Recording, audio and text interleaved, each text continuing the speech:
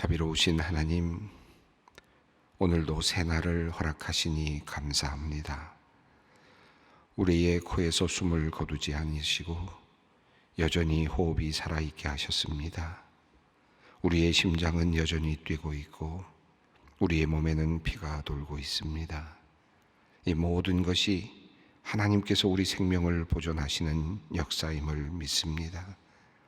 온 세상을 지으셨을 뿐 아니라 지탱하시는 하나님, 이렇듯 오늘 우리의 하루를 지으시고 우리의 생명을 보존하셨으니 오늘 우리의 삶도 아름답게 인도하여 주시옵소서.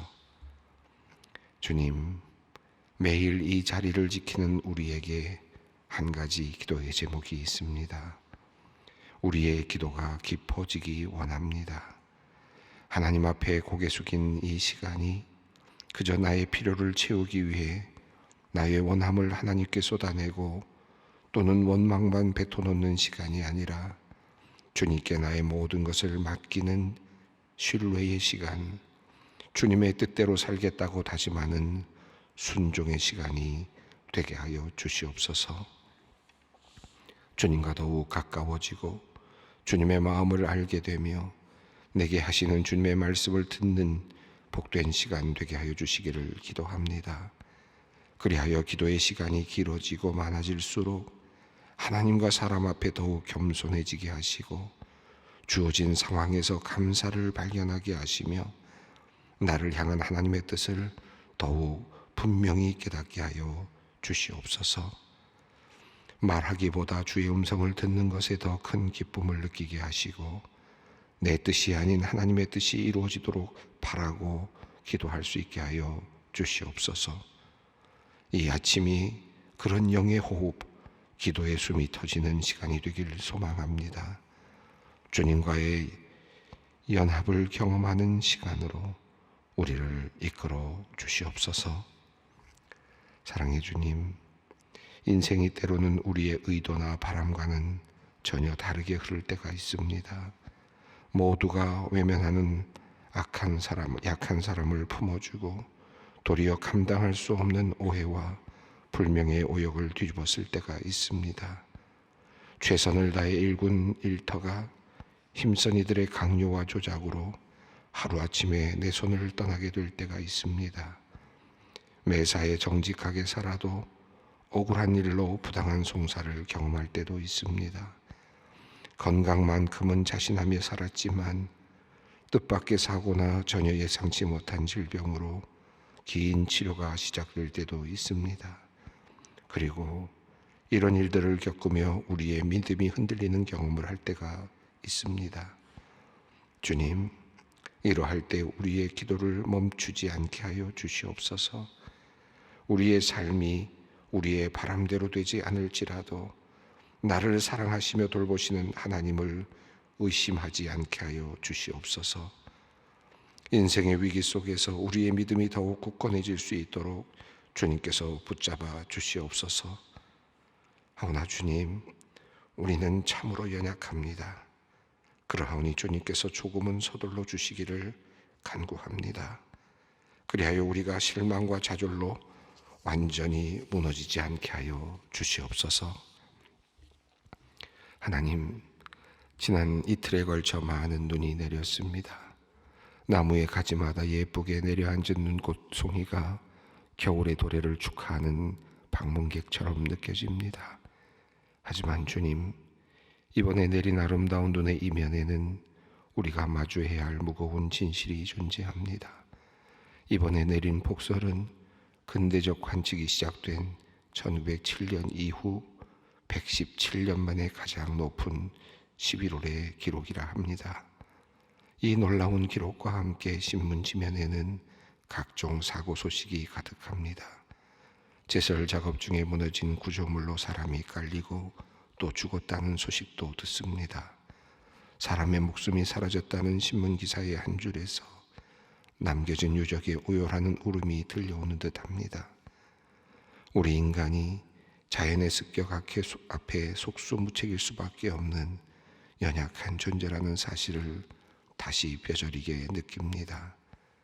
하오나 주님, 개인으로는 나약할지라도 인간에게는 연대와 사랑 그리고 서로 돕는 조력의 힘이 있는 줄 압니다. 사고를 수습하는 모든 과정에서 사람과 사람이 힘을 모으고 또 합치면서 마주한 시련의 시간을 순적하게 통과하도록 은혜를 내려 주시옵소서.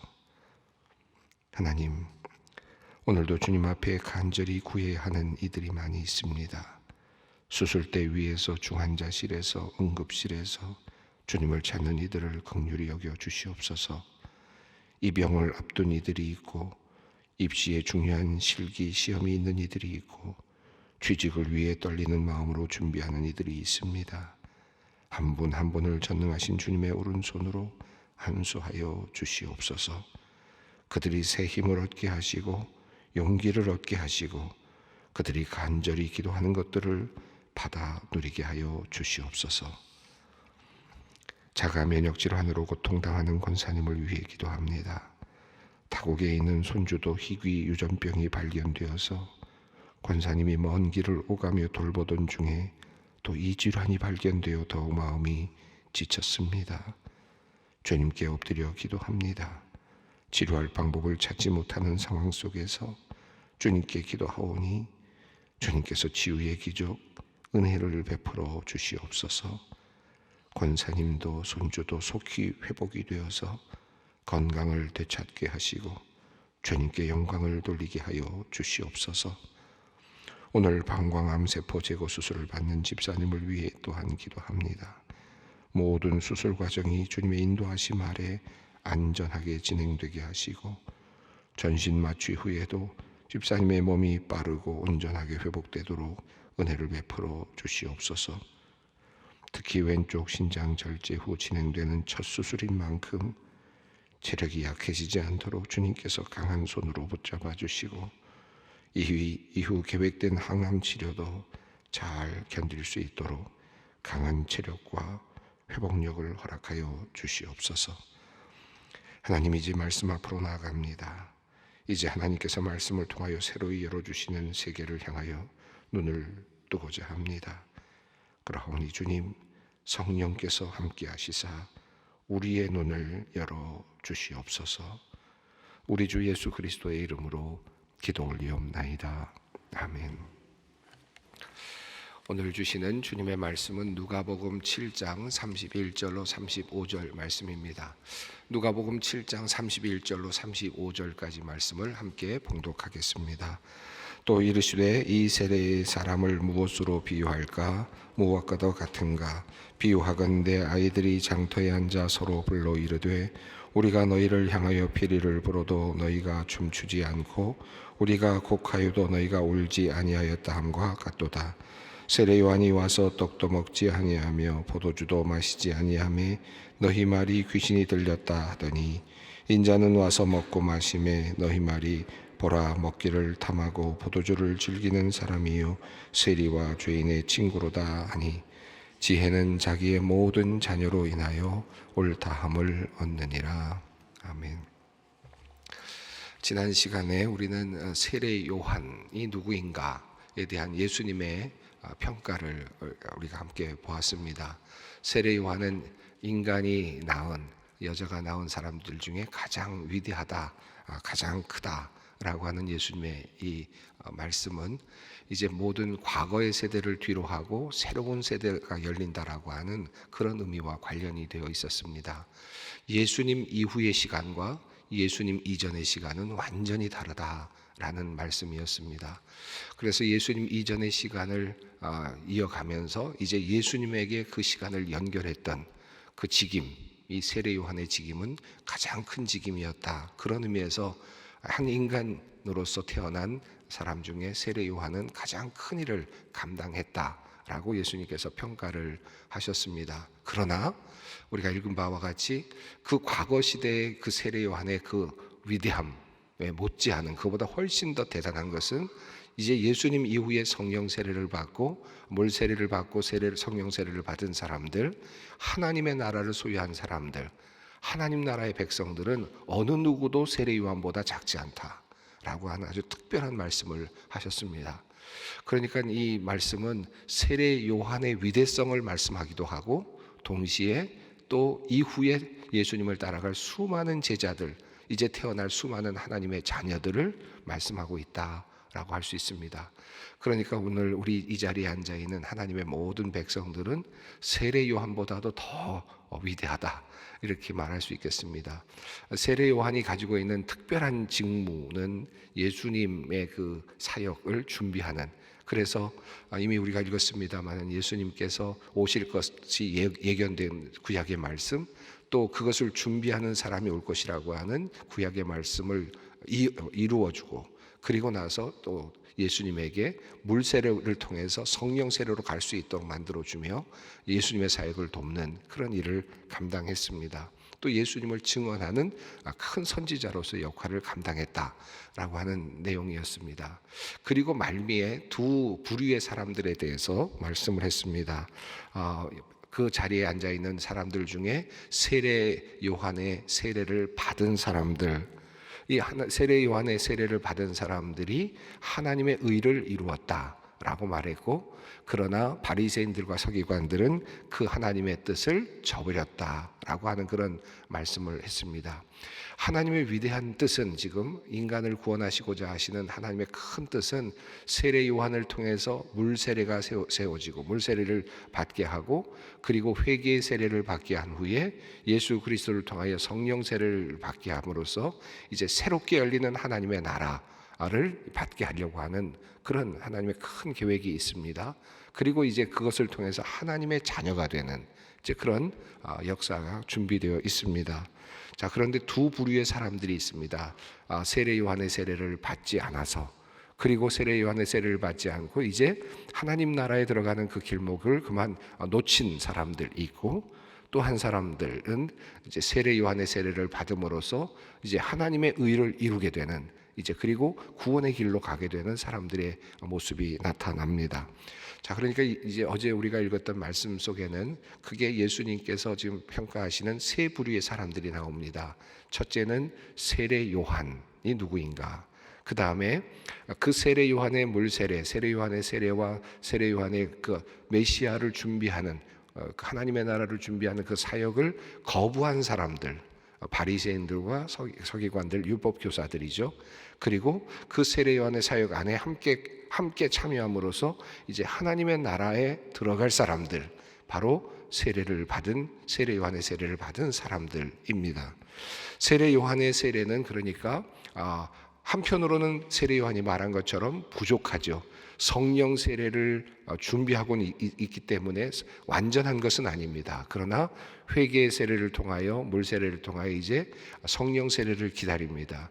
이 회개의 세례를 통하여 이제 하나님의 나라를 기다리는 그런 의미가 있습니다. 자, 세례 요한, 그리고 바리새인들과 서기관들, 그리고 또 세례 요한의 세례를 받은 사람들, 이렇게 그 사람들의 이야기가 전개되었습니다. 자, 오늘 말씀은 이제 세례 요한은 누구인가, 그 다음에 또 그 세례 요한의 말씀을 받고 세례를 받은 사람들, 그리고 바리새인들과 서기관들에 대한 이야기를 넘어서서 이 세대의 사람들 전체입니다.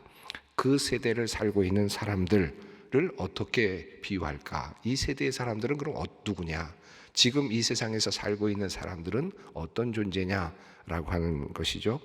이 세대의 사람은 당시에 예수님의 당시에 있었던 2000년 전에 예수님 앞에 서 있었던 그 대중들일 수도 있겠고요. 그러면서 동시에 또 오늘 우리들일 수도 있겠는데, 이 말씀을 읽고 있는 오늘 우리들일 수도 있습니다. 그 두 가지 의미에서 이제 이 세대는 어떤 존재냐, 우리는 누구냐 라고 할 수도 있겠습니다. 자, 31절 함께 읽겠습니다. 또 이르시되 이 세대의 사람을 무엇으로 비유할까? 무엇과 같은가?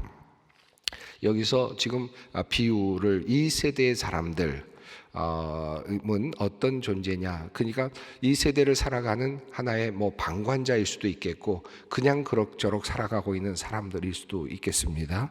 자, 이런 종류의 사람들, 또는 바리새인들과 서기관들을 포함한 말씀일 수도 있겠고, 또 여러 부류의 사람들, 세례 요한의 세례를 받은 사람까지도 포함할 수도 있겠지만, 그러나 이제 전체적으로 보면 전체 이 세대, 지금 당시에 사람들이 살고 있는 세대 사람들을 어떻게 비유할까?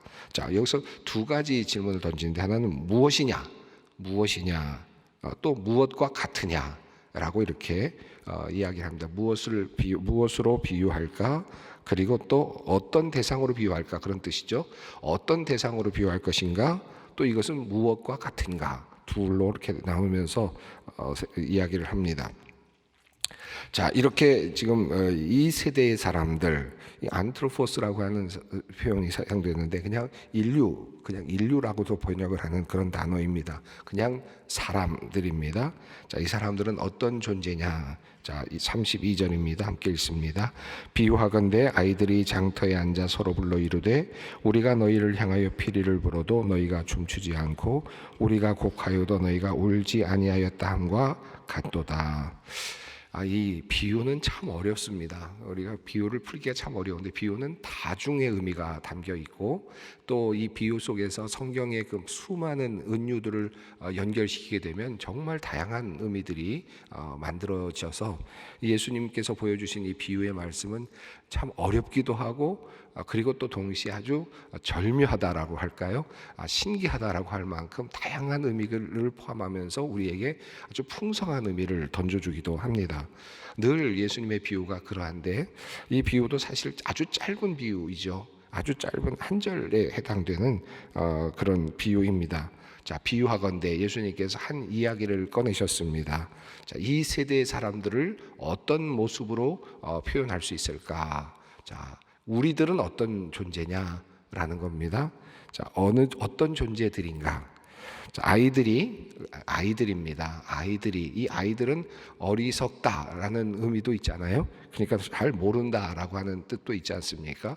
이 성숙하지 않은 상태에 있는 사람들이죠. 아이들. 그러니까 성숙한 사람들이 아니라 꼬마들이 잘 모르면서 그저 자기들끼리 놀이를 하는 것과 비슷한데, 잘 성숙하여서 모든 것이 다 완전히 갖춰지지 않은 상태에 있는 그런 아이들이 장터에 앉아서 자, 그냥 사람들이 걸어가는 그곳에서 서로 불러 이르되라고 되어 있는데, 서로 불러 이르되라는 말이 조금 그 뜻을 좀 명료하게 하진 못하는데, 그들이 서로 말한다 그런 뜻입니다. 그러니까 아이들이 서로 쟁론한다라는 뜻입니다. 한마디로 말하면 내가 맞다, 네가 맞다, 내가 틀렸다, 네가 틀렸다, 이것을 서로 이야기하는 것이죠.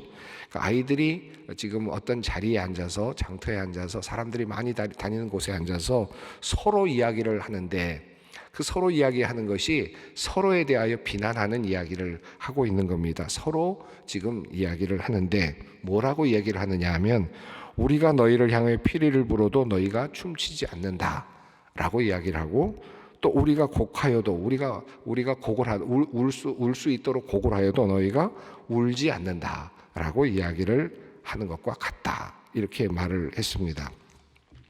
자, 한쪽 편에서는 어떤 아이가 뭐라고 말하느냐 하면, 내가 지금 피리를 불면서 춤추라고 하는데 왜 너희 춤추지 않느냐라고 말하고 있고, 또 한쪽 아이는 내가 지금 곡을 했는데 너희는 왜 슬퍼하지 않느냐라고 말한다는 겁니다. 나름대로 의도를 가지고 뭔가를 했는데, 다른 사람들이 뭔가 하게 하려고 뭔가 의도를 가지고 했는데 그 의도대로 움직여지지 않는다라고 불평한다는 거 아니겠습니까?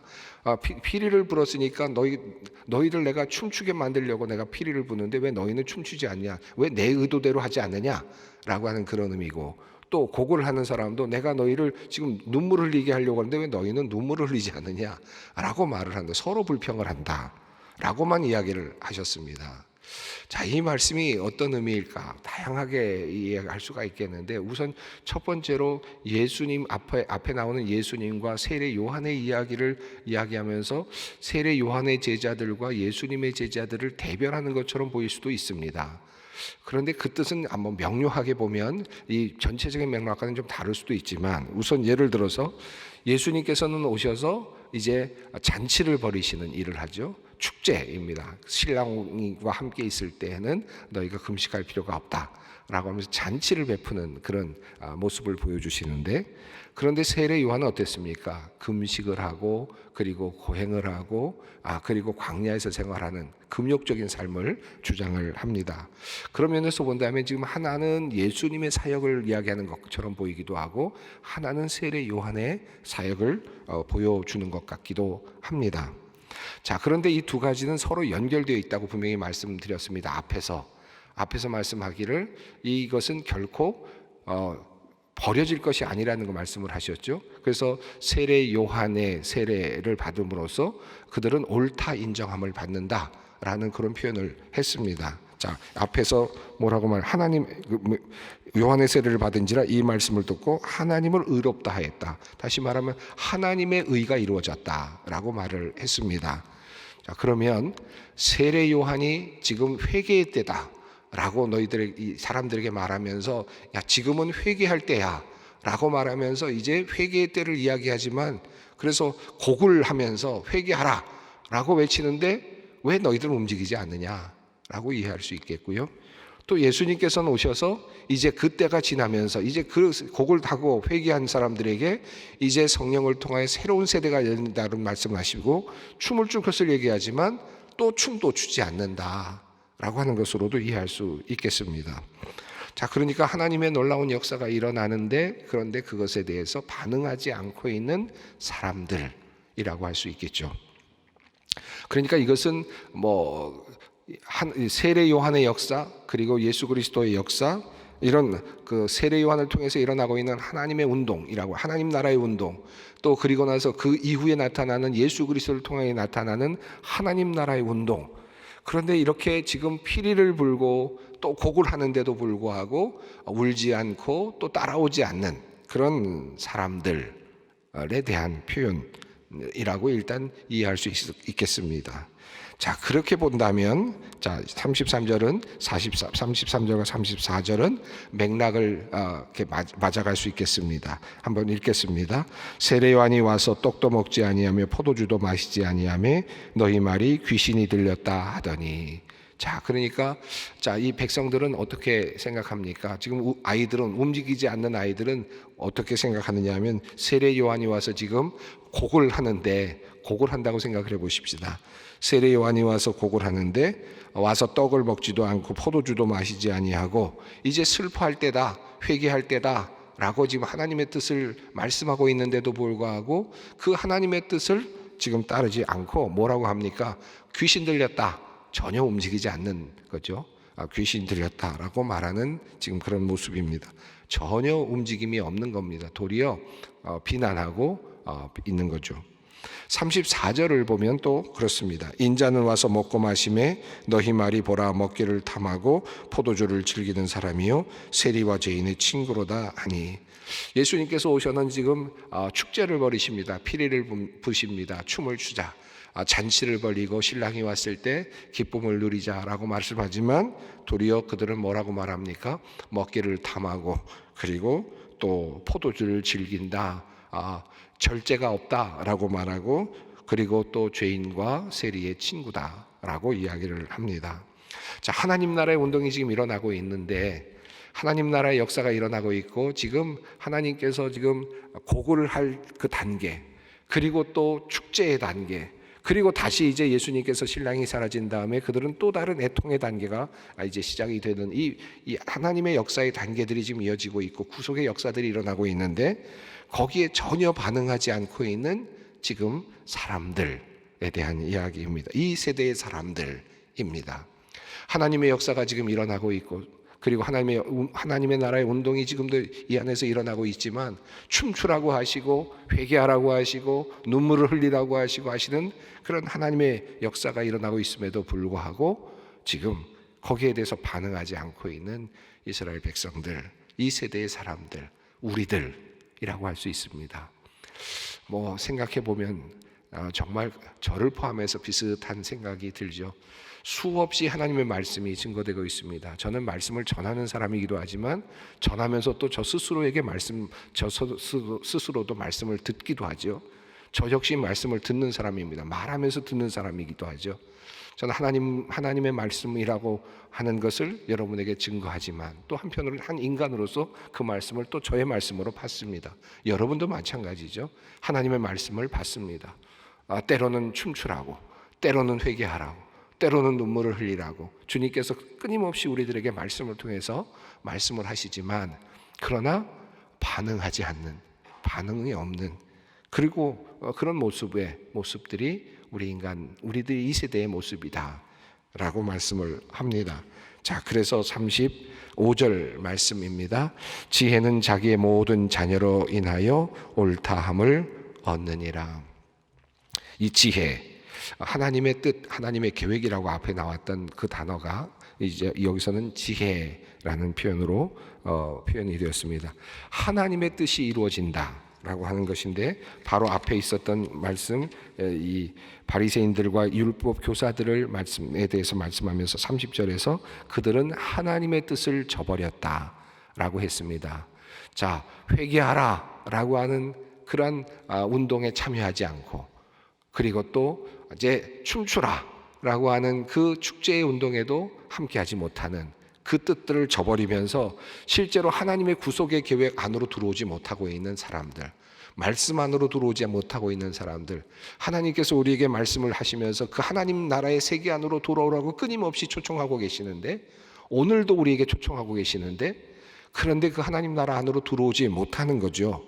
그래서 하나님의 뜻이 이루어진다, 하나님의 뜻을 저버리는, 하나님의 뜻은 어떤 것입니까? 하나님의 구원의 계획 아닙니까? 나를 향한 구원의 계획, 인류를 향한 구원의 계획, 모든 사람들을 향한 구원의 계획, 특별히 나를 향한 사랑, 하나님의 사랑, 그 사랑을 알고 하나님의 자녀가 되는 하나님의 뜻이, 하나님을 구원하시는 그 구원 안으로 내가 들어가는 것인데, 그 하나님의 계획, 지혜입니다. 이 지혜는 자기의 모든 자녀로 인하여서 옳다함을 얻느니라. 이 말씀은 그의 자녀가 결국은 모든 것을 증명한다라는 것입니다. 그러니까 우리 하나님의 뜻은, 하나님의 마지막은 우리가 하나님의 자녀가 되는 것이 결과적으로는 이 모든 하나님의 뜻이 이루어지는 것이다라는 그런 의미입니다. 자, 하나님은 여전히 예수 그리스도를 통하여 우리에게 하나님의 나라를 보여주고 계시고, 울고 회개하고 그리고 성령을 받고 하나님의 나라에 참여하라고 요청하고 계십니다. 그런데 거기에 거부할 수도 있고, 그리고 따라 나서지 않을 수도 있고, 그리고 따라 나설 수도 있습니다. 춤출 수도 있고, 함께 따라갈 수도 있습니다. 이것이 우리의 선택권이기도 합니다. 결국 하나님의 뜻이 이루어진다고 하는 것은 결국 그 길을 따라가는 데 있고, 그 따라감을 통해서 우리는 하나님의 자녀가 된다라는 것입니다. 자, 이 세대, 움직이지 않으려고 하는 이 세대, 그러나 하나님의 자녀들은 그 안에서 말씀을 듣고 순종하고 세례를 받고 성령의 세례를 받고 하나님의 나라를 소유합니다. 이것이 이 신앙의 비밀이기도 합니다. 좀처럼 움직이지 않는 이 세대, 그러나 그 안에 하나님의 자녀들이 숨겨져 있고 또 자라나고 있다. 바로 우리들이 그러하다라고 할 수 있겠습니다. 오늘도 이 말씀 붙잡고 기도의 자리로 나가십시다. 그리고 기도는 또 생명의 젖줄과도 같습니다. 말씀을 듣고 그 말씀을 가지고 주님 앞에 기도할 때 우리는 생명을 끊임없이 나누고 또 그 안에서 자라나게 될 것입니다. 함께 기도의 자리로 나아가겠습니다. 하늘에 계신 우리 아버지, 아버지의 이름을 거룩하게 하시며 아버지의 나라가 오게 하시며 아버지의 뜻이 하늘에서와 같이 땅에서도 이루어지게 하소서. 오늘 우리에게 일용할 양식을 주시고 우리가 우리에게 잘못한 사람을 용서하여 준 것 같이 우리 죄를 용서하여 주시고 우리를 시험에 빠지지 않게 하시고 악에서 구하소서. 나라와 권능과 영광이 영원히 아버지의 것입니다. 아멘.